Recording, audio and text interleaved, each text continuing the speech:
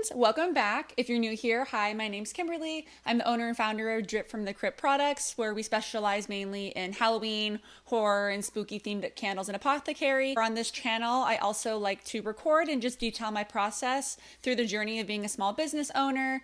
I've been learning a lot, so I just want to document and record everything and just give you pointers on things that I think are helpful, just so it could help someone like you that might be in the same position as I am. Today, I wanted to talk about something that's super cool, and it's just been a really big part of our business. So being in the horror or spooky theme niche, something that's been very helpful and very lucrative for our business has actually been events. Of course, when you're doing business, there's so many ways that you can sell your products. So you could obviously go into a store, you can open your own store, you can primarily sell your items via e-commerce. So like on your own website or like Etsy or like Shopify. There's of course so many different options, and whatever option that you choose is going to be perfect for your business, and that's completely up to you. Having said that, something that's just been very helpful and very exciting and very lucrative for us has been events and shows. So this past year, we have grown so much because we went to so many shows. I think when I started, I really just wanted to get my feet wet and just jump right into it. And luckily, I live in Southern California, so there's always something going on. There are shows in every single city. There's different theme shows. There's pop-up markets. There's farmers markets. There's just so much available around. So I really just wanted to get my feet wet and jump right in. And so I swear I signed up for so many shows in 2022. Definitely a lot of trial and error. We spent a lot of money, but we also made a lot of money. So I definitely feel like we've gained a lot of knowledge and a lot of experience in going to shows.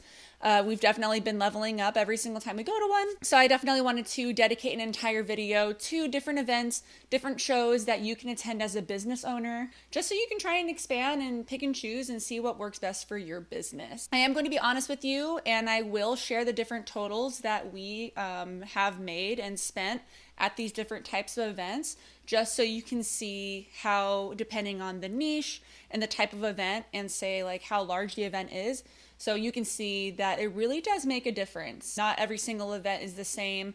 We definitely learned that very quickly. I'm not going to be factoring in the cost of material and all of that, just the commissions that we made, and then the actual cost of renting the space at the event itself. So that way you can just kind of see that some of them are more expensive or less costly than others, and that we do tend to sell more or less depending on the type of event. And in addition to that, so you can decide what kind of events that you want to attend, or if you don't want to attend any events at all. It really depends on what's going to be right for your business. So number one on our list is what's called a farmer's market or a local market. So you can find so many local or farmers markets just in the area around where you live. You really don't have to search very far or drive very far. Chances are you're going to find something in your local area. And so these can vary between farmers markets to what's called like a pop-up shop. A lot of shopping centers will have markets on the weekends or on the weekdays. I know just down the street from us, there's like a downtown Main Street weeknight market, but it's every Tuesday at 7 p.m. If you live near a beach or Main Street, if you go down to like the pier on the weekends, you'll totally notice that there's like tents and farmers markets literally every single week. But yeah, some may have a theme, some may just be on a weekly basis, and some of them will just be more general. For example, the very first event that we ever attended was called Dreamers Market. They were super cool, but they did not have any theme in particular. It was just a collection of many different vendors. If anything, it was more on like the boho theme, but nothing in particular. And you can literally find these just by either doing a Google search, literally just Google local farmers markets in the area or weekend market, night market. You'll go to the website and then you can apply for them just then and there. But yeah, these will definitely be on like the lowest cost of the spectrum in terms of different events that you're signing up for and paying to like rent a space at. With our experience, these can cost between $0 to like $100 a day, give or take. It really just depends on the event and the organizer. We've gone to less busy ones where we spent $100 for the plot for that night. And we've actually gone to like busier ones where there was no cost. So it really just depends. The prices are typically non-negotiable, so I wouldn't try to like negotiate with these people. If you're just jumping into doing an event, this is like a perfect area to start because some will be busy, Some will be less busy, but it's not a whole lot of pressure. It's just really good to get your feet wet. And if it's something that you want to do long term, they're really fun and you could do them all the time because you'll be able to find them like all the time. Our first event, so like that Dreamers Market that I had just mentioned, I actually literally just found them on Instagram. So I think we're just getting our feet wet. We had just started the business and was actually Googling local markets. And I think the algorithm on Instagram had been snooping and spying on me because an ad for Dreamers Market actually just popped up.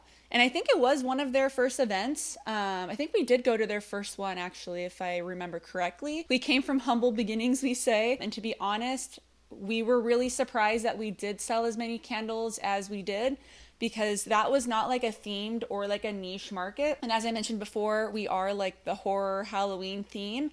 So I just remember like people just didn't understand our product at all because you had like Susie Q clothing over here and like bubbly, sparkly jewelry over here. And then you had like a random horror Halloween candle shop. So I actually think we sold 13 candles that day. Not a crazy amount, but we were really happy with that. It was our first time. People bought it and it really told us that this is something that we could make money from. So of course we kind of expanded from there. But yeah, people just didn't understand our theme. So I will say that if you are going for like a very niche down product and you're going to be going to these normal, not really themed farmers markets, just be wary of that because people may not understand your product, or people might. You might have a very unique product and they love it and you're the obscure person there and it's just going with it. That's awesome if that works for you. But just something to keep in mind for when you do go to these. At the non-themed markets, the most we ever really made was around like $350, I want to say. Next up are the niche markets. So this is still a market, but typically it's going to be like a small to medium scale event. So think of this as like a step up from like the farmers or just regular like pop-up shops. So these will typically have a theme or a niche. And so a niche is actually defined as like a specialized segment of the market for a particular kind of product or service. So for example, California and a ton of other states, I mean, Halloween and horror themed things are just popping off like no other. But California, and Southern California in particular, has like a very vibrant, thriving, spooky community. So there are Halloween themed events just like everywhere. And it's not just like a pop-up shop here and there. They're like full scale events, like thousands of people go, where there's just tons of spooky vendors. We often do attend Halloween themed night markets as well. We know a company and they have them every single month at different locations and they have a huge following and they always have a huge turnout. People just love the spooky community. And so now finding a specialized theme market may or may not be important for your business, but I will just say, keep in mind, as they say, the riches are in the niches, although the word is actually pronounced niches. So now this is not to say that you absolutely need a niche because that's definitely not true at all. It's going to be completely up to you and what type of candle business that you want to be. So there are so many successful candle businesses out there. Some have very niched down items and some are more broad. Or I'm sure you've seen all of like the minimalist, just kind of like plain fancy candles out there. You might see them at Nordstrom, you might see them at Big Lots, what have you. And so those do really well as well. So it's all going to be up to you and what you want your style to be. All I'm saying is just that as it relates to markets and events, niching down can definitely help you. Any type of event that we've gone to, no matter what, there's going to be at least like 2 or 3 other candle vendors in particular, and there could be more. So if you are going to be going to like an event, just try and make sure that your product does have something about it that sticks out, that's going to differentiate it from the rest of the vendors there. I would always anticipate that there's probably going to be a couple of different other candle shops there. It's just the nature of the beast.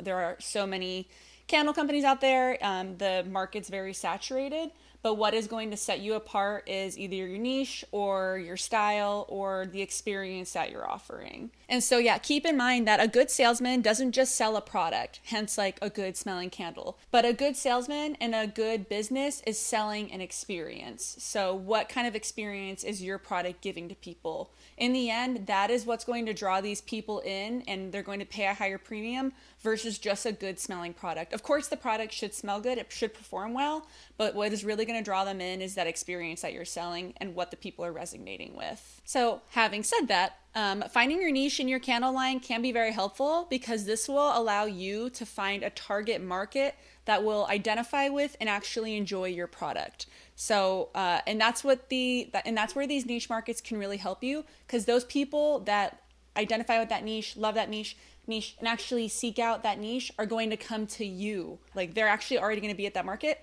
and they're going to follow you, they're going to buy your product, and you're going to have that link with them forever. So we have literally met so many followers from our markets. We actually have met people at markets who have bought our product and now they follow us to different markets. Like, they actually follow us on Instagram and we'll post about what different niche markets, so like different Halloween markets that we're going to be going to. And then they like going to Halloween events and they don't know about all these ones, but I'm always searching for them and applying for them. And so people will literally follow us to these markets and they get excited when they see us there. So it's really cool. I know niching down can be scary because of course we want to sell to anyone and everyone. I get that. But if you're starting out and you're just trying to sell your product and get your product out there, niching down can be very helpful. At the same time, I understand where you may not want to pigeonhole your product into one certain area or niche. I get that. But just starting out, it could be really helpful, and it's been very helpful to us. But there are so many different theme markets. So especially in California, like so many different ones. There are, of course, like witchy themed markets. There's a ton of like boho and sort of like hippie style markets. I see those all the times. Depending on the location, there are like more fancy theme ones. So there's like wine, cheese, and food themed markets. Like, there are literally so many. And so depending on your niche and what your particular theme is going to be, you could absolutely find a themed market to go to that your product would likely resonate with. So I definitely try to do that. I will say that we no longer attend non-horror themed markets. So like those general pop-ups. I mean, if we just really wanted to do one and it was free or, you know, just something that sounded really fun, I'm not saying that we wouldn't do it. However, we do notice that we do significantly better at the niched markets. So like those horror themed ones, we do significantly better than we ever did at just the very general regular like night market. We definitely did a couple. I want to say we did like 3 to 4 non-themed ones, and we just didn't do very well at all. But in comparison to a themed market, so that's like a Halloween themed market or a spooky pop-up or some type of niched themed event, on average we bring in around $1,100 per night. Depending on how busy the night is, but on average, that's what we were coming out as. So, I mean, that's a pretty big jump between 300-ish to 1,100. I mean, it just makes sense for the time, energy that we were spending, that we do spend going to these events. Of course, we're going to follow the ones that that generate more income. So yeah, so we've been sticking with those, but that's not to say that you won't do amazing at a more general market or a non-niche one. Tons of vendors go to these markets every single week and they just kind of follow them around, and that's how they make their income. That's great for them. It didn't really work for us. We found that the niche worked better for us. So whatever works best for your business.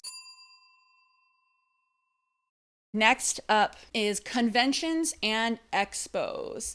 So this is a step even further beyond like a themed marketplace. So a convention or an expo can be a small or a large scale event. And typically it's where businesses and companies in a specific niche or like a market will come together to show off their wares. And so depending on the type of event, there could be entertainment, there could be celebrities there. So a very popular one in my area is like Comic-Con. So there's LA Comic-Con, there's San Diego Comic-Con, there's WonderCon. So there's tons of vendors and there's entertainment and there's like celebrity autographs and all of that. I think my friend went to like a Game of Thrones con. I mean, that's like very niched down. But that had a huge turnout. Like so many people went to that. Alien Con was something that just happened in LA too. We got invited to that, but we didn't go. But I actually looked it up and like a lot of people were there. It's like super interesting. I don't know. I didn't know what Alien Con in particular like was gonna be, like Invader Zim or what. Well, how do you guys say goodbye? Oh, I had to ask. if you think that's strange. But yeah, so there's a ton of conventions, and depending on whatever your theme is, you should totally apply for them if you think it'll be advantageous to you. But there are way more than just like nerdy expos and cons. So if that's like way far away from what your business is, like if you have more of like a luxurious brand or whatever the case may be, there are bridal expos. Like we had a friend that signed up for a bridal expo. Yeah, it was like bridal everything. So candles could be great for that because people love candles. They love gifting candles to brides and to bridesmaids and just having them as their setup there. That would be totally applicable. There are wine, cheese, and like charcuterie expos or food expos. These are all places where candles would totally be like a perfect option and people love them. So just depending on, yeah, what your brand is and how you can cater it to those events, yeah, totally go for it. You can make a lot of money. And that's the awesome thing about candles. Like no matter what niche, people love candles and there can literally be a candle for any occasion. Like I think that'd be super cool if you went to like a food festival to have like different types of like food scented candles or like a wine scented candle. Like people love that stuff, especially if you're at a convention and you're just walking by and you're there for the food and you're there for the wine and the cheese. And then you look over and there's like a whole array of candles that are scented like that. They're going to pay for that and they're going to pay high premiums for that as well. So that's another thing. If you are niching down and you're going to these conventions where it's a very particular item, people are excited to pay the premium for your product. So of course, if you go to Walmart, you're not going to want to spend $30 on like a random Walmart candle. It's just, that's just a basic candle. There's no meaning to it. It's just a random little candle. Versus if you spent the money to go to a con or an expo and you already know you're going to be spending money, when you see a candle that you resonate with and you think is really cool, you're going to be okay spending $30 or $40 for a candle. I know that sounds high, but trust me, like it's just the way it is. And I'm the same way. Trust me, I was a consumer before I ever started doing this. So if you are expanding and you do want to start dabbling and going to conventions and expos, just be careful because these definitely can be on the pricier end of renting space at, like a show or an event. Typically, these events will start signing vendors up like way in advance. So like probably like they start sometimes like a year in advance. It could be a couple of months in advance. It really depends. You'll really want to follow either the Instagram or be on like some type of email list for these types of larger expos, because they're going to let you know when their vendor registration is open. So I would definitely like turn on notifications on Instagram if you have an expo or a convention that you're really excited about and that you're really interested in getting in. Definitely like turn on notifications just so you could be the first to apply, because there are so many vendors applying to these things constantly and you just want to make sure that you're applying early on so that you can get in. Not the most recent convention that we attended, but one really popular one that we did attend was Los Angeles Comic-Con, and I was really excited because I love Los Angeles Comic-Con. I've been going to that for years, so when we got accepted to that, I was thrilled. That's definitely more of like a pop culture themed event in more general. However, they do have a lot of room for like horror movies and like spooky themed items. So we actually did very good. I'll go ahead and tell you. So at LA Comic-Con, we did end up bringing in $4,600 give or take over the course of 3 days at the event. However, and that was at that time the best that we had actually ever done at a convention. It was the biggest one we had ever done. It was also the longest we had ever spent at a convention. That was 3 whole days. However, I will say that I did spend $1,300 overall on the event just for renting the space. However, my premium was a little bit higher because we actually had an officially licensed item candle with Comic-Con, so they actually allowed us to partner with them on that. So that had an additional premium on it. So that was a little more expensive, but we did end up making more money in the long run doing that. So it all kind of worked out. And also, you don't necessarily have to have a specific niche to be accepted into these shows.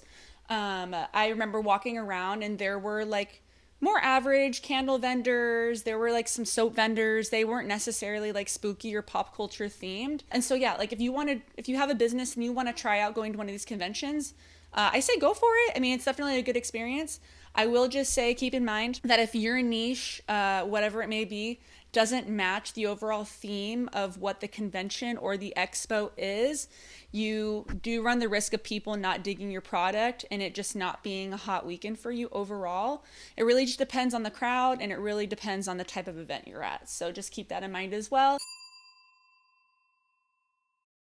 So now, last but not least, if you're really starting to excel at these events and you're ready for that next step, next comes up trade shows. So we have not personally attended a trade show just yet. So we're only speaking from like what I have like looked into on this. I'm not like an expert on these. A trade show is where you will purchase space at an event, and then companies and retailers, like different websites, maybe like Urban Outfitters, or depending on what the expo is, but like actual larger companies and retailers will actually come to the trade show. They'll look at all that's available, and then typically they'll either buy large amounts at like wholesale price from you, or they'll enter into like a consignment contract. It's whatever, you know, you decide with these companies. So you could sell products there, but typically it's like more so you'll enter into an agreement and then you'll ship the product to these companies afterwards. So this is definitely when you're trying to expand your business and you're trying to get into actual like shops, or if you're trying to network and just really like expand your product. So this can definitely be a good way on stepping up and scaling your business, and by getting into like brick and mortar stores or bigger stores. I will say that these are significantly more expensive than what a lot of the other shows that we just discussed are. So we did just sign up for our first trade show. We're excited, but we're definitely taking a risk. So this particular trade show for the entire weekend, it's going to run around $2,000. So that is a little high, but it's a lot of exposure. Yeah, for our business in particular, we're really looking to expand and actually get into shops and definitely get into like some of these larger stores. Like Urban Outfitters would be really cool, or any other just like consignment e-commerce shops. Yeah, so the particular one we're going to, a lot of those types of retailers do visit that.